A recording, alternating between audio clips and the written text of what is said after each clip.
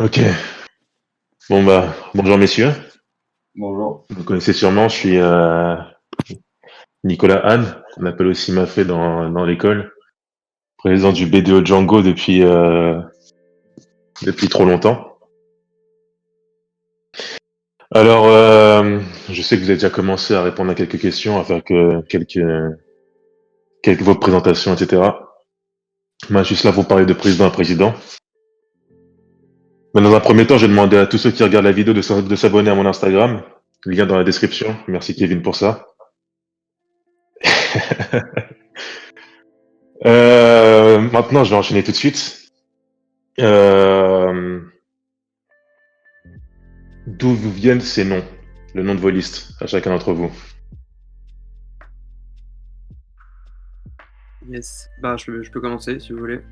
Vas-y. Nova, du coup, ça part de notre thème, donc l'espace. C'est un thème on a vraiment beaucoup réfléchi avant de partir sur ce thème.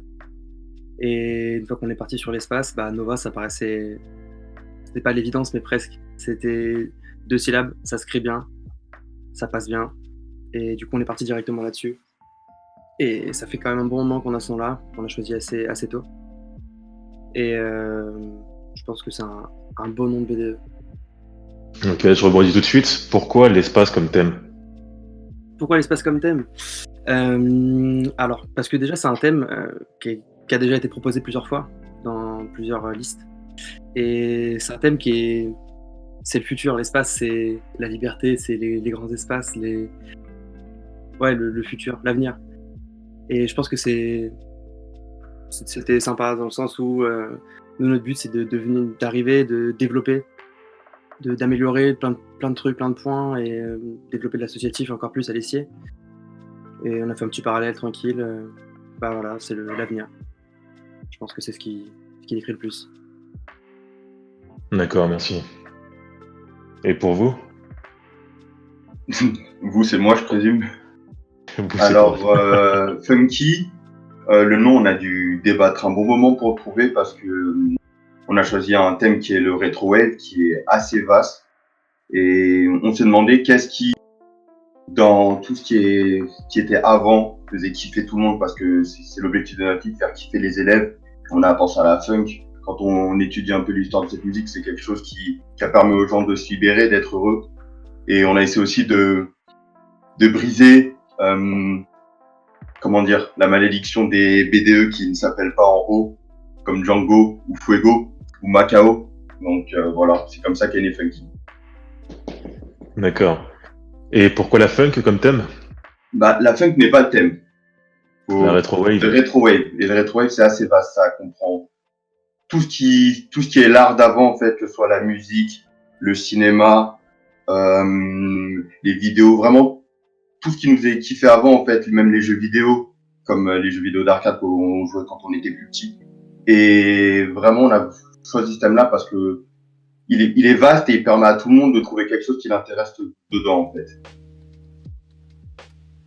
D'accord. Donc d'un côté, on a Nova qui représente le futur et l'avenir, et de l'autre Funky qui est plutôt là pour représenter la gloire passée et la nostalgie.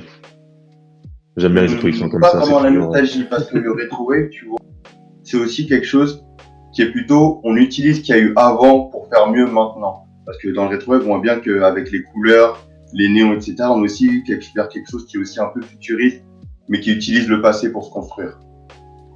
D'accord. Ok. Merci pour ça. Maintenant, je vais vous demander de décrire votre liste en 4 mots. Ouais, du coup, en 4 mots, je dirais proactive, créative. Du coup, j'ai oublié ce que je voulais dire. C'est bon. Proactive, créative, ambitieuse et avec un petit grain de folie, quand même. Un peu plus que 4 mots. J'ai dit 4, hein. Vous avez dit 4. Moi, pour ma part, je dirais hyperactive. On le voit, on le sait, on nous l'a même reproché parfois, mais c'est un trait de caractère qui nous définit bien. Je dirais motivé, très très motivé. Efficace, parce que tous nos membres sont capables de faire énormément de choses. On s'y attendait pas forcément pour certains, mais on voit qu'ils sont capables de faire plein de choses différentes par rapport à des besoins. Et en dernier mot, ce que je dirais, c'est, oh, ça leur fera plaisir, le Ricard. Ok, merci pour ça. Ensuite, qu'est-ce que ça signifie d'être un BDE pour vous en tant que président et en tant que liste? Je veux bien commencer. Vas-y. Alors, un B2 déjà, pour nous, ce que c'est bien sûr en fait le B2, il y a au niveau administratif, qu'est-ce que le B2, et au niveau des élèves, qu'est-ce que le B2. Et du coup, je vais me concentrer plutôt sur les élèves vu que c'est ce qui les intéresse le plus. Et pour moi, un B2 en fait, c'est un pôle qui permet aux élèves de créer des occasions pour être bien dans l'école en fait. Parce que à l'école, on a beaucoup de travail et le B2 pour moi, c'est ce qui permet d'offrir des occasions aux élèves de changer les idées pour être efficace au travail. Et ça, on doit le faire avec les élèves. D'accord. Tu as dit que l'administration n'était pas forcément touchée dans cette vidéo, mais je sais qu'il y en a quelques-uns qui nous regardent, par exemple Rima. Coucou Rima. Donc pour elle et pour les autres, tu peux aussi détailler que c'est être un B2 pour toi. Et Un B2 au niveau associatif, c'est une association déjà. Et elle a un statut légal qui lui impose beaucoup de contraintes. Et ces contraintes ne sont pas là pour empêcher les élèves, contrairement à ce qu'on pourrait croire, de ne pas faire ce qu'ils veulent, mais justement, elles sont là pour les protéger afin qu'ils puissent faire ce qu'ils veulent sans qu'il y ait de risque. Et ce qu'il faut comprendre, c'est que le BDE au niveau de l'administration, c'est leur intermédiaire en fait avec les élèves. Et c'est grâce à ce B2 que l'administration peut aider à créer des occasions pour les élèves en fait. D'accord, merci. Et pour vous, Nova? Du coup, qu'est-ce qu'un BDE? Je pense que le BDE, surtout à l'ESSIE, il a quand même un rôle particulier parce que ça représente l'associatif, bien sûr, comme disait Brian. Par contre, l'associatif à l'ESSIE, il a quand même une forme qui est assez différente, qui veut dire qu'il y a vraiment le BDE, l'entité principale, et tous les clubs ne sont pas des associations, mais comme des sous-parties du BDE. Et du coup, c'est vrai que le BDE il a un rôle vraiment très important parce qu'il permet de faire la relation, comme on disait tout à l'heure, entre les élèves et l'associatif, et les élèves et l'administration, mais aussi les clubs et l'administration. Donc c'est vraiment le point central de la vie étudiante, on va dire, la vie étudiantine au sein de l'école. Et un bon BDE, c'est un BDE qui doit bien faire son travail et bien établir la communication entre tout le monde.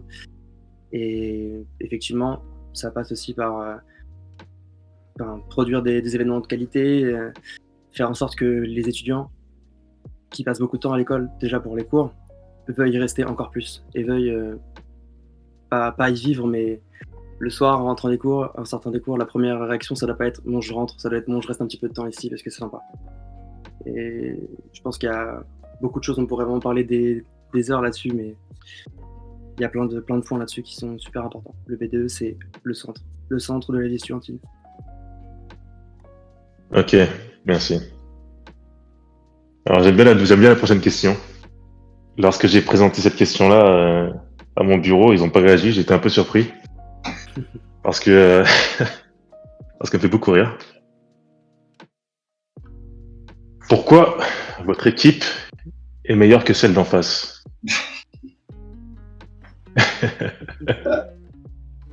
Très bonne question. Même Adrien n'a pas réagi à ça. Personne n'a réagi à ça et je suis très content parce que d'habitude on ne veut pas me laisser faire ce que je fais. Personne n'a réagi. Alors, lâchez-vous. Qui veut commencer? Je peux commencer aussi. Ouais, ok, ça marche. Non, Brian, tu peux commencer si. C'est vrai que j'ai commencé 2 fois. Bah, pourquoi mon équipe est meilleure que celle d'en face? Exactement. Bien. Je pense que, honnêtement, on est meilleur qu'en face pour une raison, c'est que on a vraiment compris, selon moi, quel est le but d'un BDE auprès des élèves. et cette motivation et cet objectif n'a jamais quitté l'esprit d'aucun des membres de ma liste. Vraiment aucun. On est vraiment là pour les élèves et rien que pour ça. Il n'y a aucune autre raison. On est là pour vous, pour eux. Et je pense que ça, c'est la qualité qui fait qu'on est meilleur que ceux d'en face. Ok. Et pour vous, Nova? Très bien. Je rebondis sur ce que tu dis, Brian. Je vais pas dénigrer votre liste parce que on sait tous que ça représente un travail énorme dans tous les cas ce qu'on a fait des deux côtés. Et je pense pas que que notre équipe est meilleure parce que justement on sait mieux que vous ce que c'est qu'un BDE. Mais je pense que quand même on a quand même pas mal de gens qui ont fait de l'associatif. Pas forcément dans les CIE, on fait beaucoup d'associatifs. Mais je pense qu'on a quand même pas mal de ressources par rapport à ça. Pas mal de gens qui savent ce qu'ils font. Et je pense qu'on a une équipe qui est quand même très, très active et qui arrive à quand même se sortir. On s'est retrouvé tellement dans des situations bizarres auxquelles on ne s'attendait pas. Toujours on a rebondi, toujours on s'en est sorti. Et c'est vraiment une équipe, je pense, qui est vraiment très cohérente. Il y a vraiment une grosse cohésion. Et je pense que rien que ça, la cohésion, et on sait ce qu'on fait. Donc rien que ça, on peut être meilleur que vous. Ok. Merci pour ça. Merci d'avoir pas trop mal réagi à cette question. Oh, et maintenant, on passe à la question suivante qui est tout aussi amusante. Et c'est reparti. Quel est le principal défaut de votre team cette fois-ci? Qu'est-ce qui, lorsque vous regardez votre team, vous vous dites putain, si là, il voit ça, on est dans la merde. Principal défaut de notre team. Alors, je pense clairement que le principal défaut de notre team, c'est que beaucoup de personnes qui veulent trop en faire. Et qui prennent trop les choses à cœur. Et au final, ça finissait à ce que souvent le dimanche, il y ait des débats très, très enflammés. Et presque en venir à des disputes parce que beaucoup trop d'idées, ça fuse. Et malheureusement, on peut pas tout faire. Que ce soit un point de vue argent ou un point de vue moyen, enfin, dans tous les cas, on peut pas tout faire. Et je pense que ça, c'est un des principaux inconvénients de notre liste, c'est qu'il y a eu beaucoup d'idées et beaucoup de gens qui sont vraiment limite trop investis. Et des fois, ça a mené à des situations un peu cocasses où en fait, il y a eu presque des embrouilles, alors qu'au final, ça partait d'un bon sentiment et d'un bon sentiment de vouloir bien faire les choses et beaucoup de choses. Après, justement, aujourd'hui, c'est quelque chose sur lequel on a beaucoup travaillé depuis le début du confinement. Et maintenant, on a réussi à cadrer les choses et les idées sont classées, on les propose au vote et c'est vraiment, je pense, quelque chose, un défaut qui au final se transforme en avantage parce qu'on arrive à avoir une créativité super importante. Ok, merci. Et du côté de Funky? Le plus gros défaut de ma liste, faut que je le choisisse bien parce que je vais pas mentir, j'en ai deux en tête, pardon. Mais je pense que vraiment le plus gros défaut, c'est le fait de prendre les choses à cœur, mais ça c'est en général, c'est même pas que par rapport à la liste, mais bien sûr, comme on travaille beaucoup dessus, on le voit aussi à ce niveau-là. Par exemple, pour quelque chose qui n'a pas fonctionné comme on le voulait, par exemple, il y en a qui peuvent le prendre vraiment très à cœur, parce que c'est vraiment quelque chose où tout le monde se donne à fond, tout le monde a envie de le faire et le mieux possible. Et puis parfois, quand ça marche pas comme on le veut, il y en a qui sont déçus. Mais là, dernièrement, on a pris un nouveau tournant, je trouve. On arrive à canaliser nos idées, on propose toutes les idées qu'on a, on arrive plus facilement à les choisir qu'avant. Les gens sont beaucoup moins vexés quand leurs idées ne sont pas prises en compte parce que, à défaut de pouvoir être réalisables ou temporellement, c'est pas possible. Mais je pense que vraiment le plus gros défaut qu'on a eu, ça a été de prendre trop à cœur certaines choses. Mais je pense qu'on a réussi à prendre le recul qu'il fallait maintenant pour avoir une bonne exécution dans nos projets, on va dire ça comme ça. Ok, merci. Bon, j'ai fini avec les questions qui tournent autour de votre liste et de votre idée du BDE. Maintenant, poser des questions qui vous touchent plus vous personnellement. C'est parti. On va commencer par une question assez générale. Vas-y. La question est: qu'est-ce que vous pensez de l'associatif dans l'école actuellement? On a l'avantage que vous soyez deux nouveaux élèves à l'échelle de l'associatif tel que je le connais notamment. Je veux bien commencer. Donc, Vas-y, Brian, si tu veux. Votre avis m'intéresse. Alors, moi, je suis arrivé à l'ESSI en sortant de prépa. Donc, le fossé associatif entre les deux a été énorme. Pour moi, c'était une découverte incroyable de voir que dans un établissement, on peut avoir des clubs autour d'une passion commune. Il y avait, bien sûr, on va pas se mentir, les gros événements qu'ont proposé Django cette année. C'est des choses que j'avais jamais vues avant. J'avais pas cette occasion quand j'étais en prépa. Et je trouve que l'associatif dans l'école, il est exceptionnel parce que il permet vraiment, en fait, d'avoir un environnement qui est parfait pour continuer à travailler. Quand on finit les cours, on va rester un peu à l'école, on va par exemple rester un peu au B2 quand il est ouvert, puis après on va se remettre à travailler. C'est vraiment, l'associatif est vraiment quelque chose qui permet d'avoir une bonne vie, en fait, au niveau scolaire. Je pense vraiment que c'est la chose qui m'a le plus frappé avec les CI. Ok, merci. C'est agréable à entendre. Moi, je pense de mon côté, c'est un peu pareil que ce que tu dis, Brian. Je suis sorti d'un DUT, donc la vie étudiante, elle existait, mais c'était pas au même niveau. Après, dans ma vie, j'ai fait pas mal d'associatifs, donc je savais déjà ce que c'était, tu vois. Après, arrivant à l'ESSI, c'est vrai que je pense que c'est comme tout le monde qui arrive, qui n'est pas à l'ESSI avant, qui a fait une prépa ou autre chose. On est tous surpris, c'est génial. Donc il y a toujours du mouvement, le soir, il y a toujours des trucs qui se passent. Partout, même dans tout le camp, même sur le point de vue du campus, il y a des apéros à l'UPM. Enfin, c'est vraiment, c'est un ensemble. Et je pense que au fur et à mesure, en restant à l'ESSI, on se rend compte que, en fait, derrière, il y a pas mal de choses qui coincent un petit peu. Des problèmes entre le BDE et les clubs, des problèmes entre les clubs et l'administration. Et au final, c'est dommage parce que l'associatif à l'ESSI, c'est quand même quelque chose qui est beau, qui est excitant, limite. Il manque 2-3 trucs. Il manque encore un petit peu d'amélioration. Mais c'est quelque chose qui est. Vraiment, ça donne pas le même point de vue quand on arrive à l'école. Ça donne envie de rester. Ça donne vraiment envie de rester et de se casser le cul pour l'associatif, pour rendre les choses mieux. Voilà. On enchaîne avec la question suivante, qui vous touche toujours vous directement. Qu'est-ce que c'est qu'être un président pour vous? Beaucoup de choses. Beaucoup de choses. Je demandais beaucoup plus que ça comme réponse. Être président, ça représente beaucoup de choses. Dans une association, normalement, c'est déjà beaucoup de responsabilités. C'est savoir manager, il faut savoir faire du social aussi, parce qu'on va pas se mentir, c'est quand même beaucoup de social, d'être président d'un BDE, d'une liste, d'une association en général. Il faut savoir dire les choses, il faut savoir avoir une discussion calmement, mais il faut aussi savoir faire le flic. C'est un mélange un petit peu de plusieurs choses qui fait qu'un bon président, c'est compliqué d'avoir tout ce qu'il faut pour être un bon président.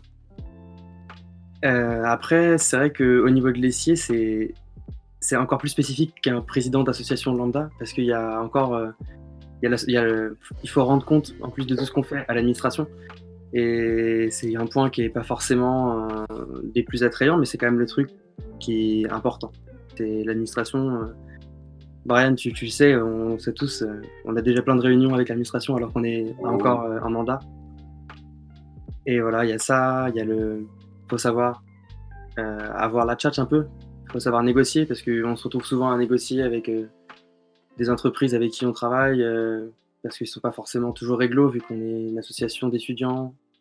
C'est plein de petites choses, être président d'un BDE. Et plein de petites choses, mais qui donnent envie de se casser le cul, comme je disais tout à l'heure, encore une fois. Ok. Et pour toi, Brian? Moi, je pense qu'un président de BDE, c'est avant tout quelqu'un qui n'a pas peur d'être disponible. C'est-à-dire que quand on est président, et je l'ai vu cette année avec ton mandat, parce que parfois on se croisait, on se parlait un peu et tu m'expliquais comment ça se passait. Et je pense que l'une des choses les plus importantes pour un président de BDE, c'est d'être disponible. Et quand je dis disponible, c'est sous tous les rapports, c'est-à-dire être disponible auprès de l'administration. Comme l'a dit Rémi, on a beaucoup de choses à voir avec eux, on doit leur parler souvent, être disponible et leur répondre quand il le faut, parce que parfois ça va assez vite. On doit être disponible aussi auprès des élèves, il faut pouvoir leur parler, leur expliquer ce qu'ils peuvent faire ou ce qu'ils peuvent pas faire, les enjailler comme on essaie de le faire le plus possible. Et aussi, il faut être disponible par rapport à soi-même, c'est-à-dire que être président, faut avoir beaucoup de recul parce que ça met des barrières sur certaines choses qu'on faisait avant et qu'on peut plus faire comme avant parce qu'on a plus de responsabilités. C'est sûr. Donc je pense que oui, un président, c'est surtout quelqu'un qui est disponible et qui est aussi un rock et qui doit tenir parce que quand son équipe flanche, lui, il doit pas flancher, il doit rester là pour remotiver tout le monde. Tout à fait. Et je pense vraiment que c'est les deux qualités, pas les qualités, mais les deux rôles importants d'un président. Il doit être disponible et être un rock pour pouvoir faire face à toute éventualité. Je suis assez d'accord Ok. là-dessus. Ok, merci. Prochaine question. Pourquoi vous plutôt qu'un autre en tant que président, que ce soit au sein de votre liste ou en tant que personne en globalité? Je peux commencer. Vas-y. Vas-y. Pourquoi moi autant plus qu'un autre? Je dirais que j'ai une bonne capacité à rassembler les troupes. C'est-à-dire que je suis assez sociable. Je pense que ça s'est vu tout au long de l'année. Sinon, je vais pas crier assez fort dans la rue. Mais je pense que l'une de mes plus grandes forces, c'est ma capacité à rassembler plusieurs personnes autour d'un objectif et de faire en sorte que cet objectif soit mené à bien en le manageant le mieux possible. Ok. Ok. Et pour toi, Rémi? De mon côté, je pense que je suis quelqu'un qui est très diplomate, qui n'a pas forcément peur d'aller discuter avec les gens pour mettre les choses au clair. Je suis quelqu'un qui est assez organisé. J'aime bien quand on est sur des projets ou même dans n'importe quoi, que ça soit assez carré.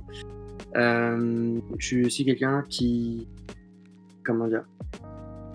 On va pas dire que j'aime bien diriger, mais j'aime bien quand même associer une tâche à quelqu'un et gérer tout ce qu'il y a derrière, donc gérer les ressources, tout ça. Et c'est vraiment quelque chose que je sais pas pourquoi, mais j'aime bien faire. Et il y a plein d'autres choses encore, mais je pense qu'on va faire rapide. Ok, merci.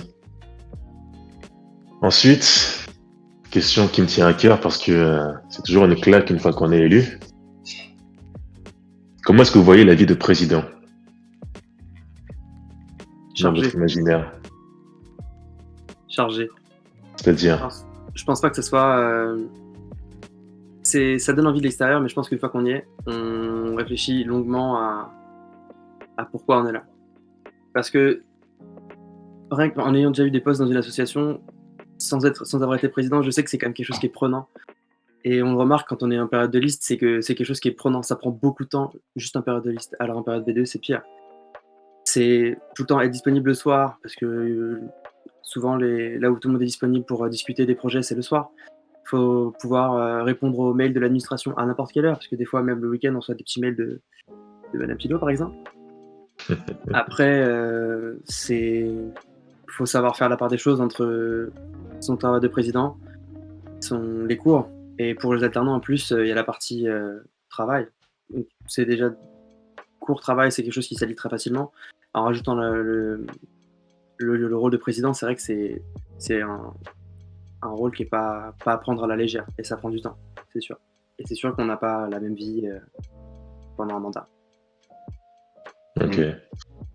C'est vrai. Moi, je pense qu'un président, j'ai surtout vu cette année avec toi, Nico, c'est quelqu'un d'occupé, qui a beaucoup de choses à faire et à agir en même temps, que ce soit au niveau de l'associatif, que ce soit au niveau de ses cours, pour toi, au niveau de ton entreprise, et même au niveau personnel. Être président, c'est quelqu'un qui est vraiment occupé, qui a beaucoup de stress à gérer et qui doit avoir les épaules assez larges pour tenir tout un mandat.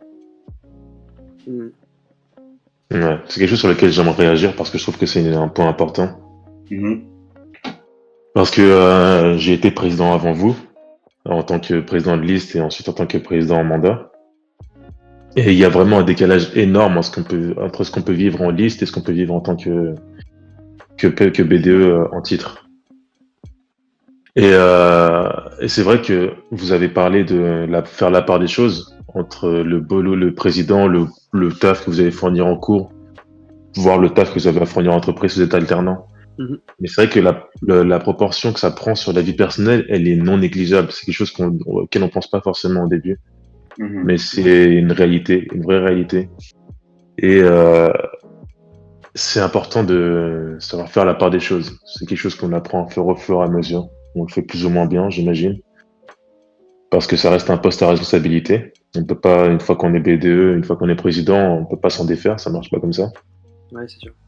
Donc, c'est une réalité à laquelle il faut que vous soyez plus ou moins au courant, parce que je sais très bien comment ça se passe. On vous le dit, on n'arrête pas de le répéter. Les gens, les anciens présidents le disent, mais on réalise pas une fois tant qu'on ne l'est pas. Donc, vous verrez. Ensuite, une question qui est un peu portée sur l'actualité. Étant donné les circonstances actuelles, j'imagine que vous avez tous remarqué qu'on est en confinement actuellement. Et Un du coup, peu. ça fait un moment qu'on n'est pas allé à l'école. Je sais que ceux qui sachent les cours de manière assez habituelle, ils n'ont pas forcément remarqué, mais c'est vrai qu'on n'a plus cours en ce moment. Du moins plus à l'école. Et forcément, ça a impacté sur beaucoup de choses, notamment sur notre mandat, mais ça impactera beaucoup sur le mandat de l'année prochaine. Bien sûr. Comment est-ce que vous pensez pouvoir gérer la situation avec la vision que vous avez actuellement? Notamment pour le début du mandat qui sera plus ou moins Je peux atypique. commencer. Vas-y. Vas-y. Bah, je pense que la meilleure façon de bien gérer l'après l'après-confinement, comme les cours vont reprendre en septembre, on ne sait pas encore comment ils vont reprendre, pardon. Et je pense que le mieux à faire, c'est de faire des compromis en fait entre ce que la loi nous permet et ce que les élèves veulent. On va essayer de faire le plus de compromis possible. Parce que, par exemple, pour ce qui est du Way, on ne sait pas encore comment il va avoir lieu. On ne connaît pas l'évolution du virus en fait, donc on ne peut pas prévoir à l'avance ce qu'on peut faire. On peut juste savoir que au moment où on pourra les faire, il faudra respecter les contraintes tout en essayant de proposer le plus d'activités possible pour faire plaisir, pour que la vie associative ne meure pas à cause d'un virus. Ok, j'apprécie la punchline. Et de votre Voilà. côté, Rémi? Clairement, je rejoins ce que tu dis, Brian. C'est sûr que on devra faire des compromis, tout en essayant d'en faire le moins possible. Mais ça va être assez compliqué de gérer ça. Mais en même temps, je me dis, des deux côtés, que ce soit Feggy comme Nova, on s'est retrouvé dans une situation où on devait caser une semaine d'élection qui normalement c'est une semaine d'activité, pleine d'activités, en une semaine à distance. On a su s'adapter. Et je pense que ça posera pas de problème. Ça sera difficile. Je dis pas que ça sera difficile, mais on saura s'adapter quand on devra rentrer en septembre. Si on retrouve les cours en septembre de manière normale, on sait très bien que tout ce qui est soirée, tout ça, ça sera pas les mêmes règles, ça sera pas la même organisation. Mais on trouvera des solutions. On se débrouillera pour faire survivre au maximum la vie associative de l'ICI. Ok. Et dernière question, et la question la plus importante de cette série de questions entre présidents, je pense. Est-ce que vous avez la shkumun, comme dirait Rima? Parce que je sais pas si vous avez remarqué, mais depuis le début de mon mandat, j'enchaîne les galères. Vraiment. Ça s'est terminé sur une pandémie d'envergure mondiale. Ouais. Donc Rima a l'habitude de me dire que j'ai la shkumun. Et que on aurait pu mettre n'importe qui d'autre en tant que président, ça se serait beaucoup mieux passé. Alors comment ça se passe de votre côté? Ça. L'avenir nous le dira. Ouais. Moi, je vais être honnête. J'ai pas une chance exceptionnelle ou pas de chance dans la vie. Je suis quelqu'un de lambda. Juste, j'ai une chance, et ça, pour le coup, elle est vraiment exceptionnelle. C'est que je sais très bien m'entourer. Ok. Pour le coup, je sais très bien m'entourer. Mais c'est le plus important, je pense. En ce moment, oui. Ok, bah merci beaucoup messieurs.